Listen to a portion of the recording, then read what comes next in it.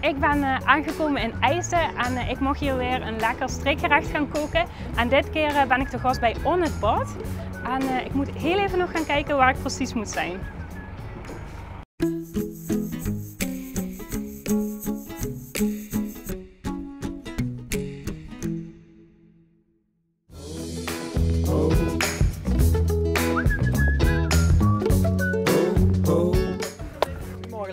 Goedemorgen. Ja, ik ben Danny. Hoi. Ik zie, je hebt het ook gevonden. Ja, dit is gelukt.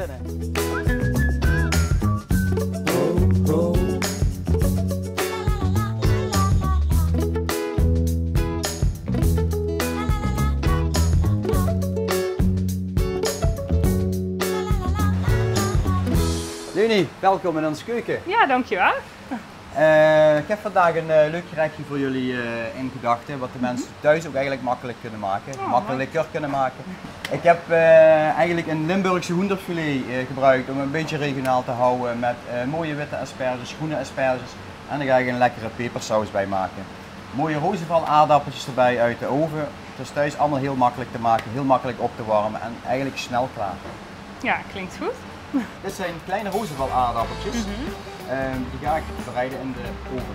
Oh ja. Normaal gesproken thuis in de koken, maar wij doen ze in de oven. Dat geeft eigenlijk veel meer smaak. Wat je eigenlijk doet, is het aardappeltje in vieren snijden. Zodat je eigenlijk soort partjes krijgt. Als jij dat even dan wil doen, dat hele bakje, dan gaan we daarna verder.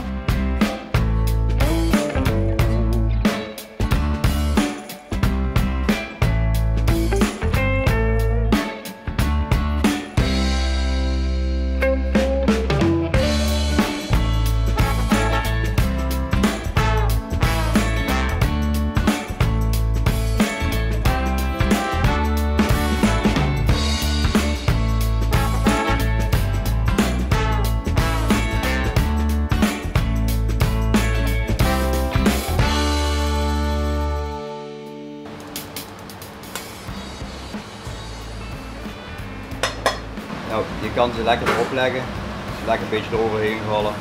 Wij snijden hem gewoon 2 keer. Mooi schuin. Je ziet hier dat het velletje is lekker krokant. Je ziet het mooi glimmen. Ja. Dus dat wil eigenlijk zeggen dat hij echt heel mooi sappig is. Dus soms is het moeilijk. Nou ja, na je mooie reis over de Maas via het pontje zit je toch lekker hier op het terras met je gerechtje wat je eigenlijk een beetje ook zelf hebt gemaakt samen met mij. Ja, ik ben heel benieuwd hoe het smaakt. Ik weet het.